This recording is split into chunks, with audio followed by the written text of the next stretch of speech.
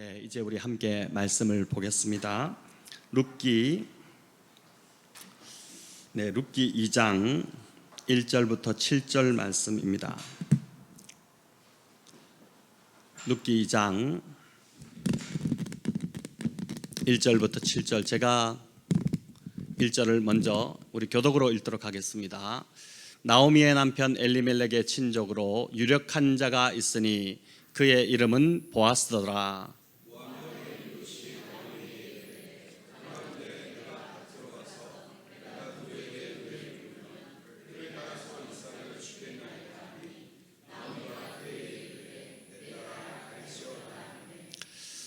룻이 가서 베는 자를 따라 밭에서 이삭을 줍는데 우연히 엘리멜렉의 친족 보아스에게 속한 밭에 이르렀더라.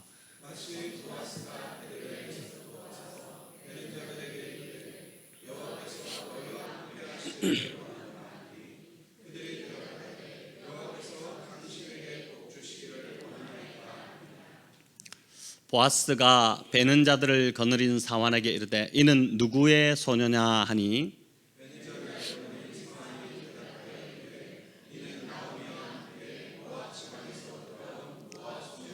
우리 함께 읽겠습니다. 그의 말이 나로 베는 자를 따라 단 사이에서 이삭을 줍게 하소서 하였고 아침부터 와서는 잠시 집에서 쉰 외에 지금까지 계속하는 중이니이다. 아멘. 네, 오늘 계속되는 룻기 강해로 하나님이 주목하는 자라는 제목으로 우리 함께 말씀을 나누고자 합니다. 4월 마지막 주부터 이제 금요일마다 룻기 이제 1장을 3번에 걸쳐서 우리가 함께 살펴보았는데 오늘 밤은 룻기 2장의 앞부분을 오늘 읽은 본문을 통해서 하나님께서 주시는 은혜들을 좀 붙잡고자 합니다.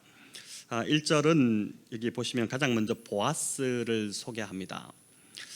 보아스는 나오미의 죽은 남편 엘리멜렉의 친족이었다 이렇게 소개하죠. 친족이라는 것은 가까운 친척이었다는 뜻이죠.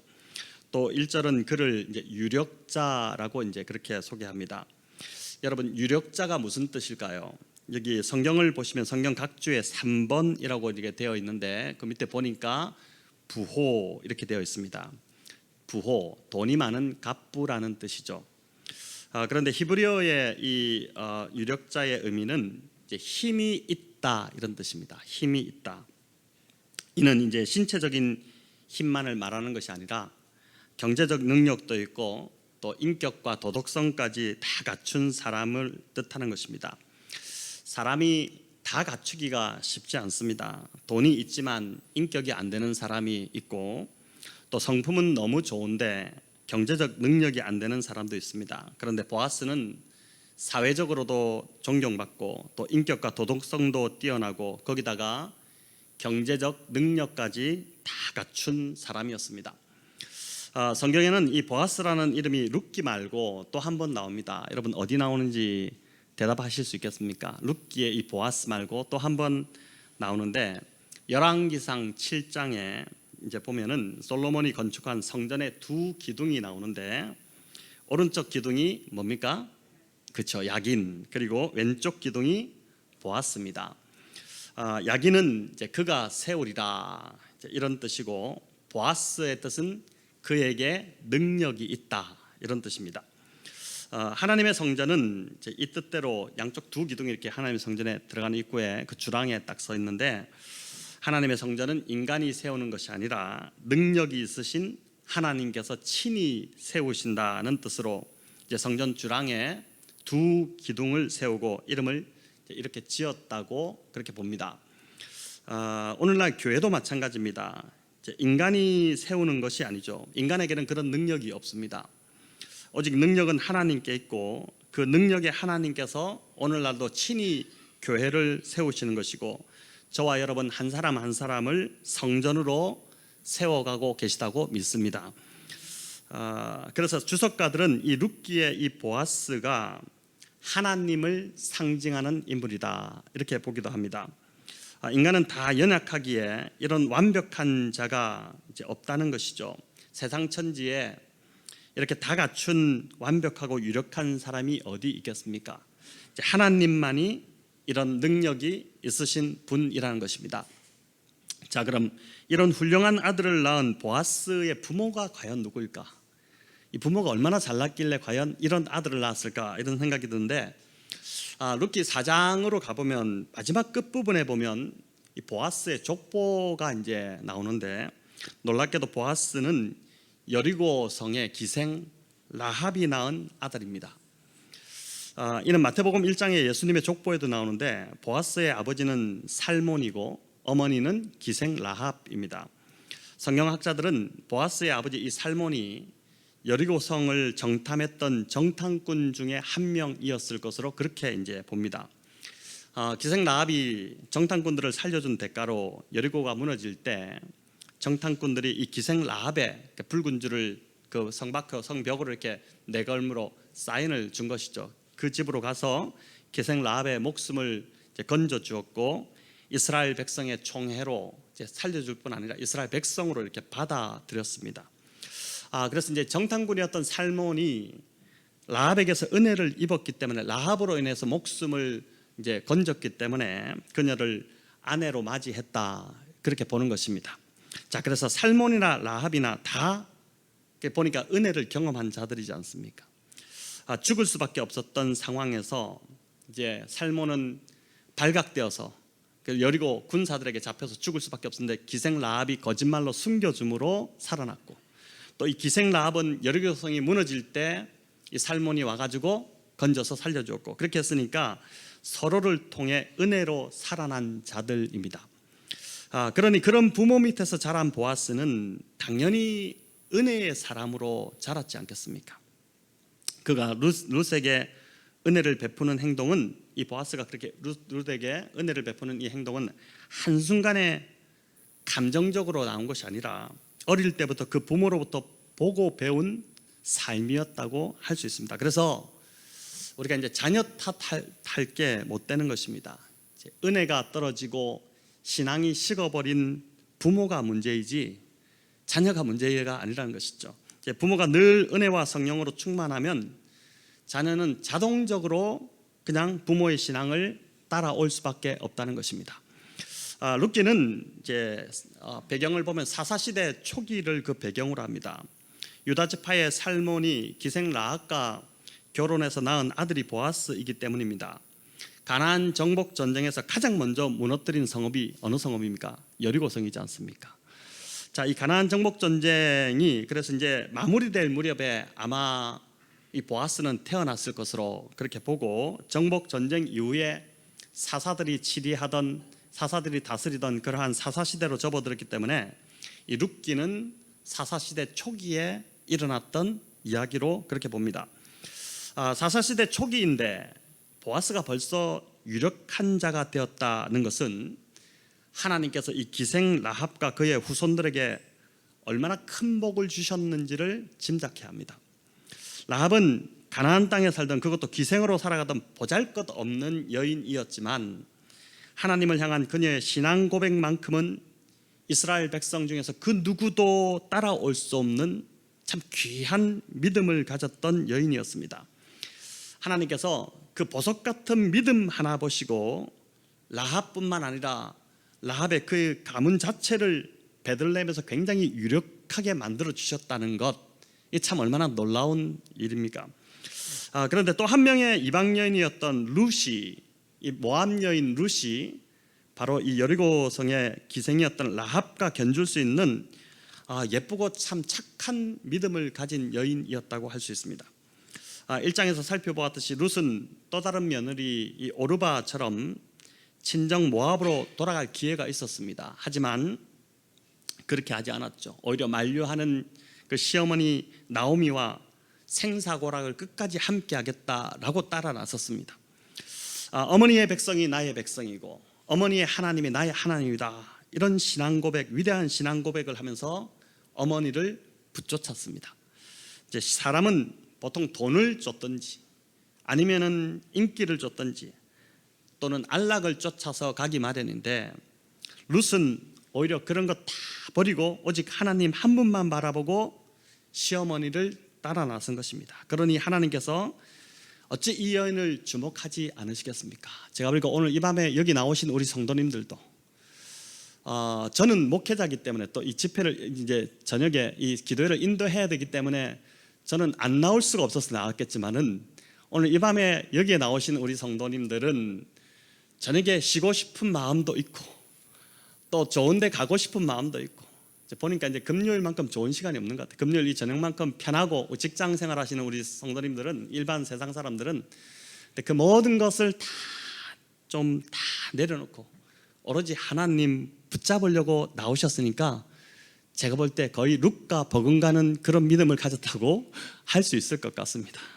우리 옆에 다시 한번 인사, 당신이 룻이네요. 이렇게 다시 한 번 더 인사 나눠봅시다. 네. 네, 아닌데 긴 것처럼 말하지 마시고 사사기의 핵심 구절이 이제 여러분 잘 아시다시피 사사기 마지막도 21장 마지막 25절도 이 구절로 끝나는데 그때 이스라엘에 왕이 없으므로 사람이 각기 자기 소견에 옳은 대로 행하였더라. 이제 이 구절인데 왕이 없으므로 사실 이스라엘에 왕이 없었던 것이 아니었습니다.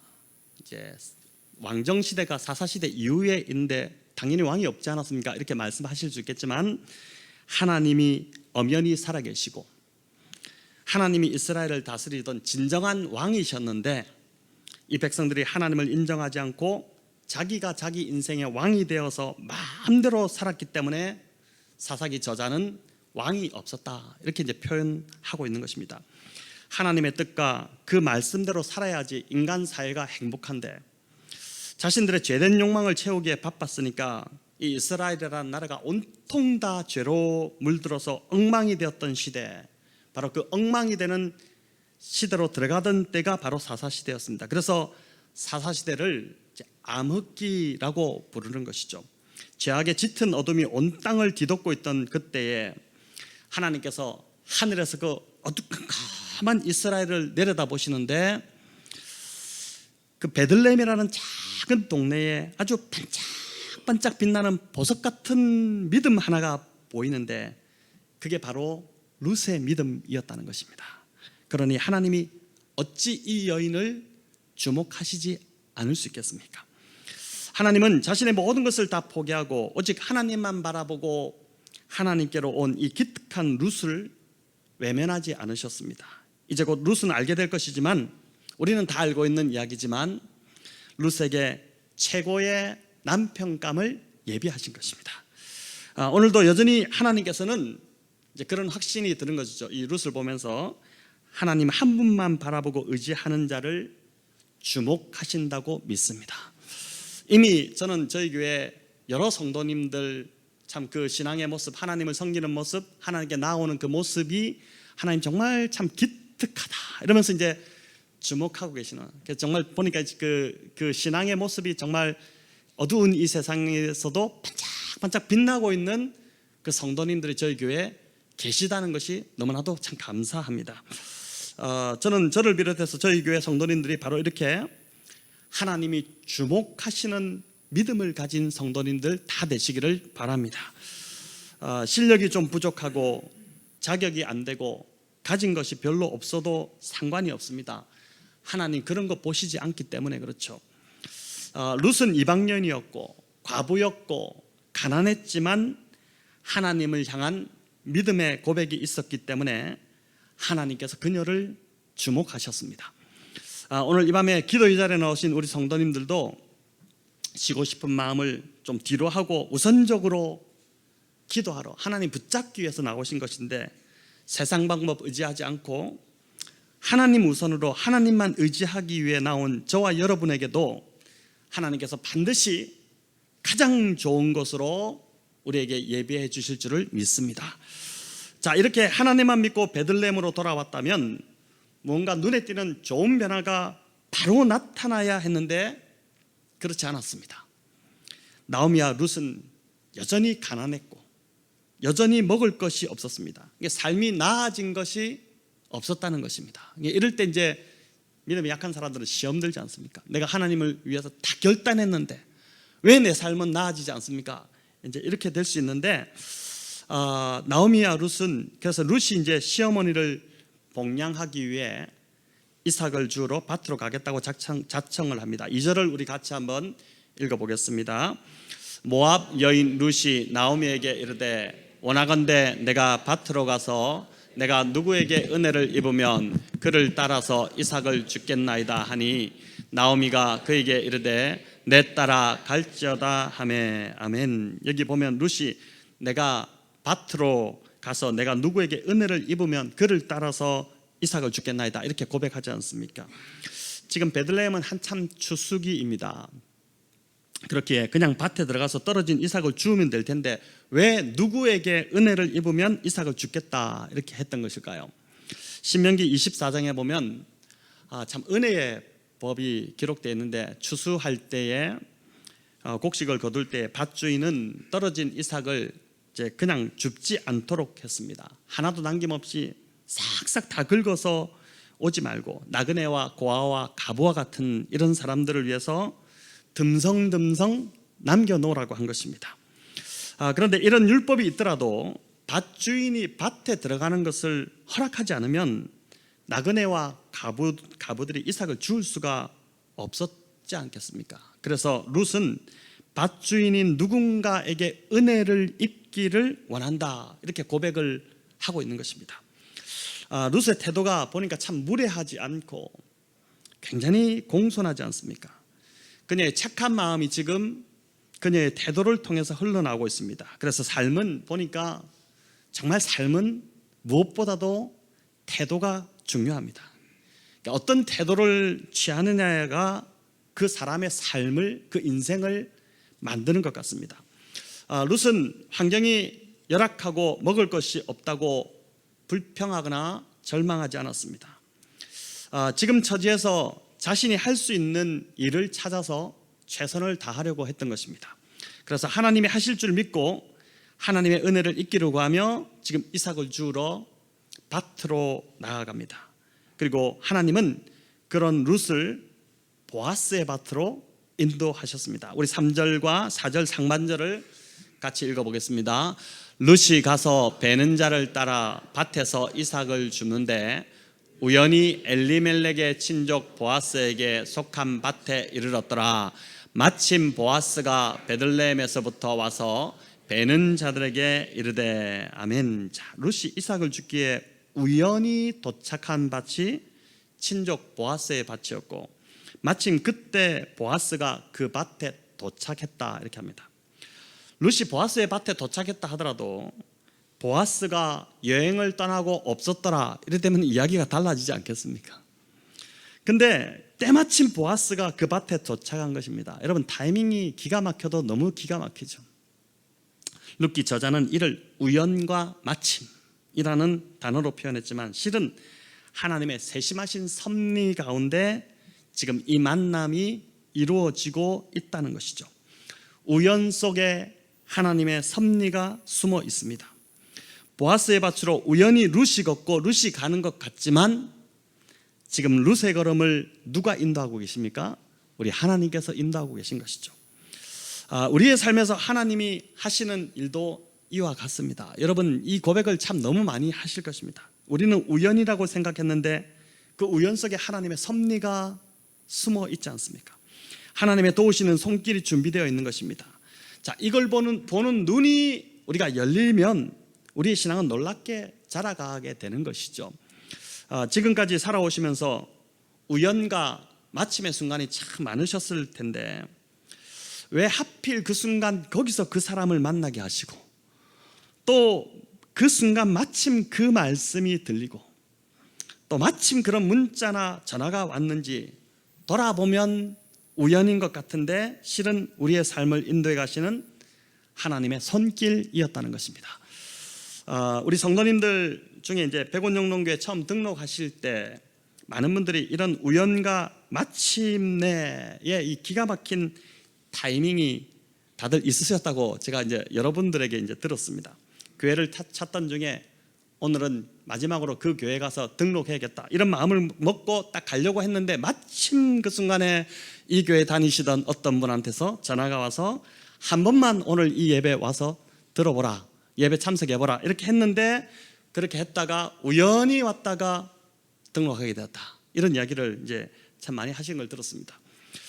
저 역시 이제 100옷 개척을 나올 때 이런 우연과 마침의 시간들이 있었습니다.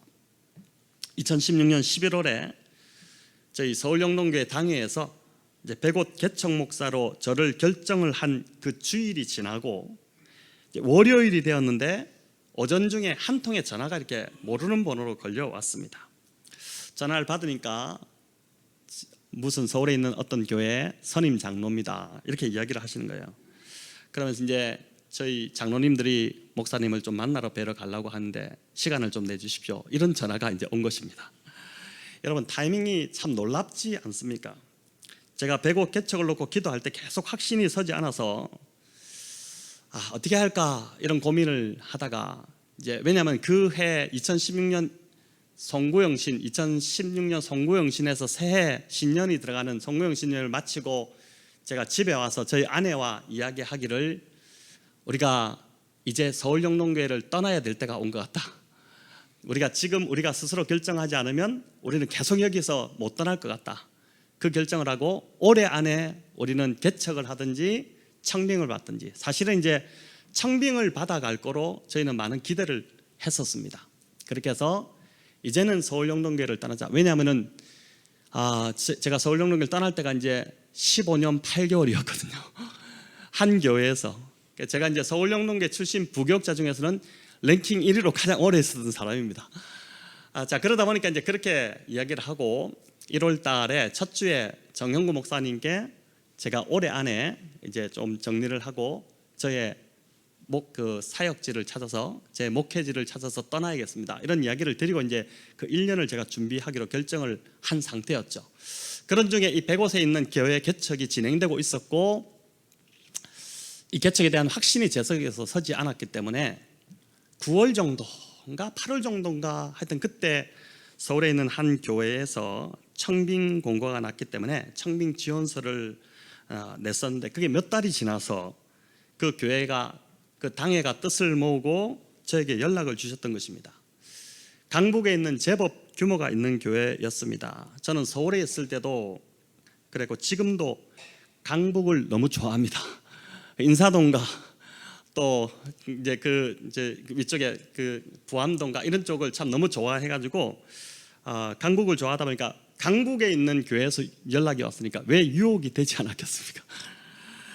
그런데 이미 하나님께서 저와 아내에게 11월 한 10월 말 정도에 분명히 100옷 개척에 대해서 저희를 보낸다는 말씀을 하셨고 이 서울영동교회 당회가 결정하기 전에 하나님이 저희들에게 말씀하셨죠. 또 시편 16편 6절 말씀인 내게 줄로 지어준 구역은 아름다운 곳에 있으며 나의 기업이 실로 아름답도다.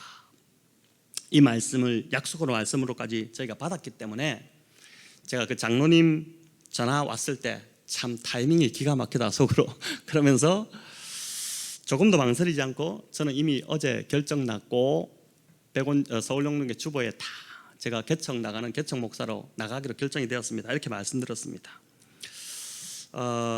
이게 참 타이밍이 너무 저도 그때 들으면서 참 기가 막힌 타이밍이다. 어떻게 이 시점에 주일날 다 끝났는데 월요일날 이렇게 전화가 왔나 이런 생각을 했습니다. 아마 며칠만 더 빨리 제가 이 연락을 받았더라도 상황은 아마 다르게 돌아갔을 수도 있겠다 싶습니다. 아마 저와 여러분 만나지 못했을 수도 있지 않았겠나 이런 생각도 듭니다. 근데 저는 그때 그 전화를 받으면서 어떤 생각이 들었냐면은 하나님께서 저를 테스트하시는구나 이 생각이 가장 먼저 들었어요. 하나님의 뜻을 따라가는지 아니면 조건을 보고 가는지에 대한 것을 하나님이 지금 나에게 테스트하시는구나 이 생각을 하고 정신이 번쩍 들었던 그런 통화였습니다. 자, 여러분 이처럼 하나님은 세상 의지하지 않고 하나님만 바라보고 하나님만 붙들려고 하는 자를 절대 외면하지 않으십니다. 세상 보지 않고 하나님께 소망을 두는 자를 하나님은 반드시 먹이시고 입히시며 또 보아스와 같은 유력한 자를 만나게 하신다는 것입니다. 보아스가 밭에 도착하자 가장 먼저 추수하는 일꾼들에게 인사합니다. 우리 4절인데 같이 한번 읽어보겠습니다. 마침 보아스가 베는 자들에게 이르되 여호와께서 너희와 함께 하시기를 원하노라 하니 그들이 대답하되 여호와께서 당신에게 복 주시기를 원하나이다 하니라. 아멘. 보아스가 일꾼들에게 여호와께서 너희와 함께 하시기를 원하노라 이렇게 이제 인사했습니다. 이 인사말 한마디만 보더라도 이 보아스라는 사람이 얼마나 신실한 하나님의 사람인 줄을 알 수 있습니다. 이 보아스의 무난 인사에 일꾼들도 이제 인사를 하는데 뭐라고 합니까? 여호와께서 당신에게 복 주시기를 원하나이다. 이런 축복을 빌어주죠. 여러분, 이들의 영적 수준이 참 보통이 아닙니다. 평소 이들이 이렇게 인사했다는 것이죠. 이스라엘의 인사법은 일반적으로 그냥 샬롬, 평안을 빌죠. 아니면 당신에게 샬롬, 이 정도입니다.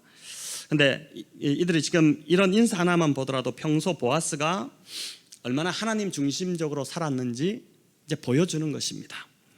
우리도 그래서 이렇게 만나면 이렇게 인사하면 좋겠습니다. 하나님께서 당신과 함께 하시기를 원합니다. 또 하나님이 당신에게 복 주시기를 원합니다.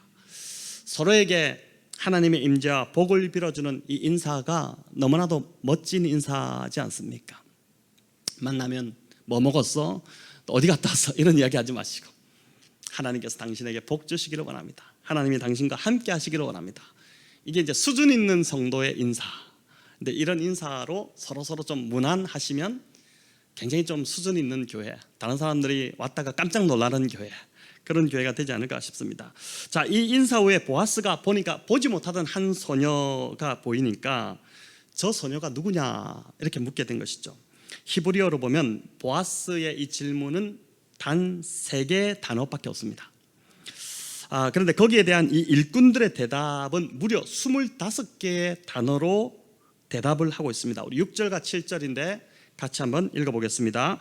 베는 자를 거느린 사환이 대답하여 이르되 이는 나오미와 함께 모압 지방에서 돌아온 모압 소녀인데 그의 말이 나로 베는 자를 따라 단 사이에서 이삭을 줍게 하소서 하였고 아침부터 와서는 잠시 집에서 쉰 외에 지금까지 계속하는 중이니이다. 아멘. 자, 여러분 굳이 이렇게 길게 이야기하지 않아도 될 텐데 이방 모압 소녀에 대해 일꾼들이 이렇게 입에 막 침을 바르고 이렇게 자세히 또 좋게 이야기해주는 이유가 무엇일까요? 왜 이렇게 할까요? 일꾼들이 룻을 아주 좋게 봤다는 뜻입니다.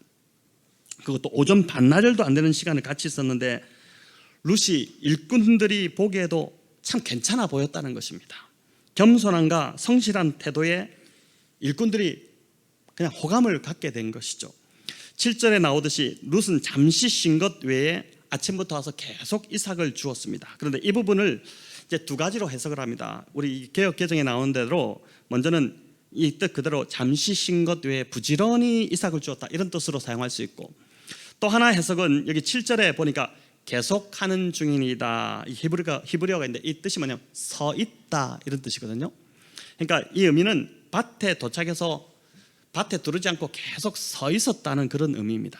자, 이 뭐냐면은 밭주인의 허락을 받기 전에 함부로 무례하게 막 밭에 들어가서 나 먹을 거 없으니까 이거라도 빨리 찾아야 돼 이렇게 하면서 막 들어와서 마음대로 주운 것이 아니라 주인이 허락할 때까지 밭에 서서 계속 밖에 서서 기다렸다는 뜻입니다. 이 히브리 원문의 의미로 볼 때는 이 의미가 좀 더 가깝습니다. 2절에 보면 내가 누구에게 은혜를 입으면 그를 따라서 이삭을 주겠나이다. 이 고백을 했기 때문에 2번째 의미가 더 정확해 보이는 것입니다. 자, 이 2가지 중에 원래 의미가 무엇이든 간에 이제 둘 다 보니까 룻은 굉장히 겸손했고 또 근면한 모습이었다는 것이죠. 그 모습에 추수하는 일꾼들이 홀딱 반해버린 것입니다. 이 정도면 누구나 다 호감이 가지 않겠습니까? 우리 성도님들도 보면은 정말 이런 태도를 갖고 있는 분들이 참 많으신데 저희 교회도 보면은 그냥 감동이 되지 않습니까? 그냥 한마디 또 한 행동 하나하나 섬기는 모습 그 자체가 참 감동이 되고 호감이 가는 분들이 저희도 참 많은데 그런 것이죠. 자, 룻이 이삭 줍는 일을 했는데 이 일은 오늘로 말하면 아르바이트보다 못한 일입니다. 당시 추수기가 되면 종들이나 일꾼들이 많이 동원되는데 다 공짜로 일하는 것이 아니라 싹을 다 받고 일을 했습니다. 그런데 룻은 그런 자들 축에도 끼지 못하고 그저 먹고 살기 위해 일꾼들 눈치 보면서 뒤따라가면서 그냥 떨어진 이삭을 줍는 자에 불과했습니다. 이방 땅 낯선 곳에 와서 그녀가 얼마나 자존심이 구겨졌겠습니까? 하지만 자신의 일이 하찮다고 불평하지 않고 아침부터 저녁까지 늦게까지 성실히 열심히 일을 했던 것입니다.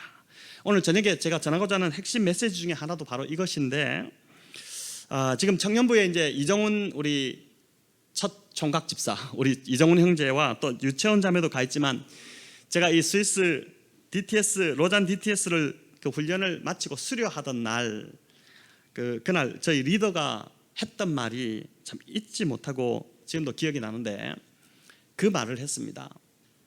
교회에 돌아갔을 때 담임 목사님이 어느 부서에서 좀 섬겨달라고 하면 부탁을 하면 핑계 대거나 못한다는 소리 하지 말라, 그 말을 했어요. 무엇을 부탁하든지, 목사님 뭘 해달라고 부탁하든지 다 예스 하고 기쁨으로 섬기라고 하는 것입니다. 나는 청소년 사역의 은사가 있는데 나를 보고 유치부 섬기라면 어떻게 합니까? 나는 못합니다, 이런 소리 하지 말고, 또 고작 나에게 이런 섬김을 부탁하다니 이렇게 불평하지도 말라고 한 것입니다. 왜냐하면 이제 그 참 리더의 마음이 저는 참 좋았는데, 신앙생활에서 제일 중요한 게 이제 제일 안 좋은 게 높아진 마음이기 때문에 그런 것입니다. 이 높아진 마음이 너무너무 좋지 않은 것이죠. 건강한 영적 자존감은 참 좋은 것이지만, 강한 자존심은, 쓸데없는 고집 부리는 자존심은 높은 마음이기 때문에 늘 문제를 일으키는 것입니다. 내가 고작 이런 거나 하는 사람인 줄 알아, 나를 도대체 뭐로 보는 거야, 이런 높아진 태도가 그 사람을, 공동체도 힘들게 하지만 그 사람 자체를 영적으로 자라지 못하게 만들기 때문에 너무나도 위험하다는 것이죠. 다윗이 여러분 왕이 될 수 있었던 것은, 그런 훌륭한 성군이 될 수 있었던 것은 그에게 양을 치던 어린 시절에 그 자리가 있었기 때문입니다. 새끼 양 한 마리라도 곰이나 들짐승에게 잡혀가면 끝까지 가서 구해오는 그 성실함을 우리 하나님께서 다 보셨던 것이죠. 그리고 그걸 보시고 그를 택하신 것입니다. 요셉이 총리가 될 수 있었던 것도 마찬가지죠. 보디발 장군의 집에서 노예로 보낸 시간이 10년입니다. 또 감옥에서 간수 그 돕는 역할을 하면서 제수로 보낸 세월이 3년입니다. 그러나 바로 이 시간들이 요셉이 총리로 만들어지는 시간이었던 것입니다. 다윗이나 요셉이나 그 시간을 보면서 내 신세가 지금 이게 뭐냐 이러면서 하찮은 이삭죽기와 같은 그런 시간으로 보았다면 다윗이나 요셉이 나오지 못했을 것입니다. 하지만 다윗이나 요셉이 하찮은 작은 일에 충성했기 때문에 하나님께서 그들에게 큰 일을 맡겨주신 것이죠. 하나님은 보니까 진실로 작은 일에 충성하는 자에게 큰 일을 맡기십니다. 내가 고작 이런 일이나 하고 있어야 하나, 이런 불평과 부정적인 생각을 가지면 지금 내가 하는 그 일이 굉장히 작고 초라해 보이기 시작합니다. 또 하기 싫어집니다. 하지만 룻처럼 하나님께서 나를 이곳에 보내셨다, 이런 확신이, 이런 믿음이 든다면 하찮은 이삭죽기라도 성실히 최선을 다해서 하게 되는 것이죠. 또 밭에 있던 일꾼들은 그런 룻을 보면서 좋은 평가를 보아스에게 해주기 시작한 것입니다. 여러분 진짜 이게 중요한 것 같아요. 미국 같은 경우는 이제 그 교수의 추천이 전부 다라고 하지 않습니까? 이제 어떤 평가를 주변에서 해주는가, 그게 그 사람의 살아온 이제 모습인데, 이 일꾼들이 보고 반해서 룻에 대한 좋은 평가를 지금 보아스에게 해준 것이죠. 그래서 룻의 이런 성실한 태도, 좋은 삶의 모습이 계속해서 룻에게 좋은 기회를 만들어 주었던 것입니다. 저는 어제 이 설교를 이제 준비하면서 룻을 묵상하다가, 그래서 제가 어제 전화를 좀 밤에 드릴까 하다가 그냥 말자 이렇게 하고 말았는데, 이 룻을 묵상하다가 저희 교회 양승덕 성도님이 이게 오버랩 되었습니다. 룻기에 여자 룻이 있다면 우리 교회에 남자 룻이 계시는데 바로 그분이 양승덕 성도님이다, 이런 생각을 한 것입니다. 오늘 공교롭게도 보니까 지인 상이 나가지고 상가에 가시는 바람에 아까 오셨더라고요. 한참 설교를 마무리하는데 제가 오늘 상가에 가서 금요기들 참석 못합니다. 그러길래 할렐루야 잘 됐습니다. 제가 오늘 소장님 이야기를 해야 되는데 제가 마음껏 좀 이야기하겠습니다. 또 하나님 뜻이네요. 잘 갔다 오세요 이렇게 하고 이제 여러분 이분이 무슨 이야기를 하시려나 이렇게 궁금하셨는데 성도 여러분 잘 모르실 테지만은 우리 소장님 오시기 전에 이 솔로몬 프라자가 이 건물이 내부 분란으로 상당히 시끄러웠습니다. 건물 이름이 솔로몬 프라자인데 왜 솔로몬 프라자라고 누가 지었는지 모르겠지만 건물 이름이 저기다 떡하니 솔로몬 프라자 이렇게 적어놨는데 내부 분란을 조종할 솔로몬의 지혜가 이곳에 없었습니다. 얼마나 답답한 일입니까? 그때 저도 상가에 여러분들이 제가 이제 목사다 보니까 이제 저에게 찾아와서 힘든 마음, 이 사람이 와서 이 말을 쏟아놓고 이 사람이 와서 이 말을 쏟아놓고 하는데 어떨 때는 서로 또 헐뜯고 그걸 듣고 있는 것이 참 쉽지 않았습니다. 근데 놀랍게도 양승덕 소장님이 이 성도님이 저희 건물 소장 관리소장으로 부임하시면서 참 얼마 안 가서 이 문제가 잠잠해져 버렸습니다. 그 이후 지금까지 저희 건물은 평안을 유지합니다. 진짜 저희 건물처럼 이렇게 평안한 건물이 없다고 그래요. 이 주변에도 다 문제가 많대요. 건물 전체가 저희가 30호실입니다. 그래 크지 않지만 그래도 많지요. 그 많은 사람들이 지금 다 먹고 살라고 모여서 장사한다고 이렇게 있는데 왜 다툼이 없고 문제가 없겠습니까? 늘 어떤 다툼이 일어나야 되는데 그런데 소장님이 그 모든 문제들이 문제가 되지 않도록 사전에 지혜롭게 잘 조정해 주시니까 모두가 다 만족하고 여기 있는 분들이 잘 지내고 있는 것입니다.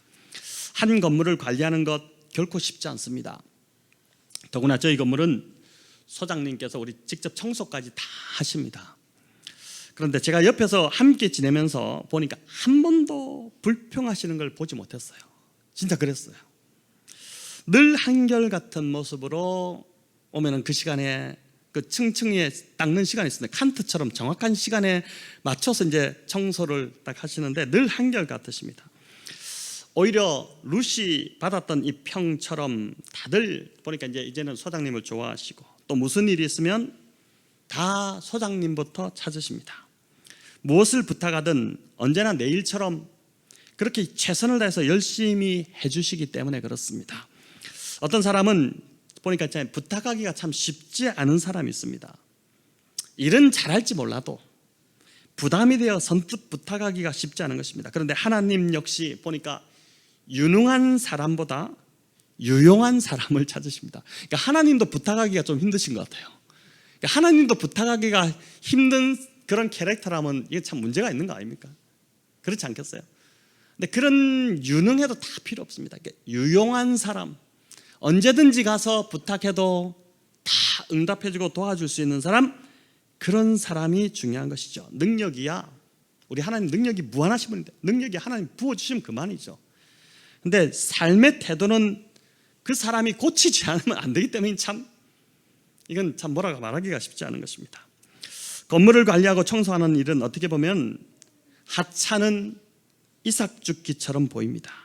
하지만 그 일을 하찮게 여기지 않으시고 늘 변함없이 최선을 다하시니까 오늘 이 자리에 안 계시니까 지금 마음껏 제가 칭찬해도 관계없을 것 같아요.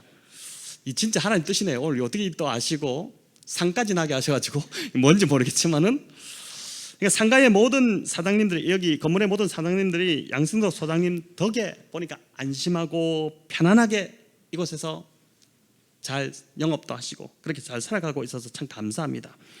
제가 보니까 이 양승덕 성도님이 이곳에 오셔서 이곳 사람들에게 복이 되고 계신 것입니다. 또 교회에 저희가 사찰 집사를 따로 두지 않았지 않습니까? 그럼에도 누가 시킨 것도 아닌데 지금 소장님이 그 사찰 역할까지 다 하고 계시니까 제가 얼마나 참 편하고 감사한지 모릅니다. 저희 교회도 그래서 복입니다. 성도 여러분, 이제 나는 이런 일 할 사람이 아닌데 또 나는 이곳에 있어야 될 사람이 아닌데 나는 고작 이것밖에 되는 사람이 아닌데 이런 생각을 하고 있으신가요? 그렇다면 지금 여러분이 있는 그 자리가 하나님이 부르신 자리가 맞습니다. 그곳이 바로 여러분의 사명지입니다. 그곳에서 불평하지 마시고 룻처럼 겸손하게 최선을 다할 수 있는 힘을 주시도록 이 밤에 힘써 기도하시면 좋겠습니다. 그게 가정일 수도 있어요. 주부의 삶을 살아가는 우리 가정일 수도 있고 또 직장의 어떤 자리일 수도 있고 참 힘든 그런 자리일 수도 있겠지만 그러나 그것이 사명지라고 받아들이시면 좋겠습니다. 하찮은 이삭 죽기와 같은 일이지만 성실한 태도로 최선을 다한다면 하나님께서 작은 일에 충성한 저와 여러분에게 더 큰 일을 맡기실 것입니다. 하지만 지금의 자리를 인내하지 못하고 떠나게 되면 또다시 광야를 돌게 될 뿐인 것입니다. 사람들은 자꾸만 더 높고 더 대단하고 더 드러나는 일에만 목을 맵니다. 교회도 보면 일을 할 때 자꾸 드러나는 자리에서 서려고 하는 성향을 보이는 분들도 있습니다. 세상이 알아주는 일은 힘써 하려고 하지만 하찮은 일, 아무도 보지 않는 일은 외면하는 것입니다. 그런데 하나님은 어떤 일이냐 보다는 그 일을 어떤 마음으로 지금 하고 있느냐, 그 마음을 보시는 것이죠. 사람은 겉모습에 속을 수 있습니다. 저도 한 번씩 속아요. 우리 성도님들 보다가 속을 때가 있습니다. 근데 하나님은 절대 속지 않으십니다. 하나님 중심을 보시는 분이시거든요.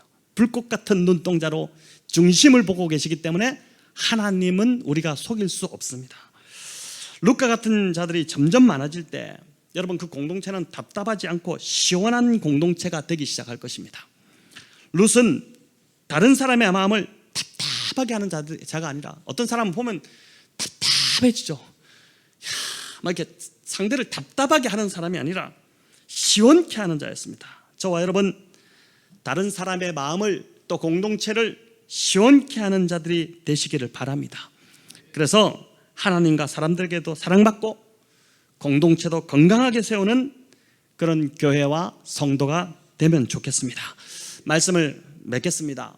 오늘 막 찬양도 길고 우리 최진영 집사님 금요일은 마음껏 해도 되니까 하면서 너무 마음껏 하셨어요.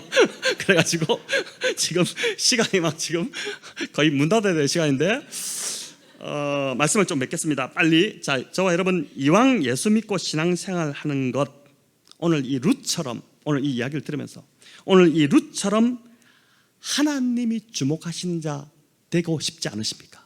그죠? 하나님이 주목하시는 자, 그런 신앙생활 해야 되지 않겠습니까? 그저 그렇고 그런 신앙을 가진 자가 아니라 룻처럼 하나님이 기대가 되는, 하나님이 기대하시는, 야, 제가 어떻게 될까? 막 이런 기대감이 있는 여러분, 그런 자가 되면 얼마나 좋겠습니까? 이 밤에 이런 기도 제목으로 저와 여러분 간절히 하나님께 부르짖으며 함께 나아가겠습니다.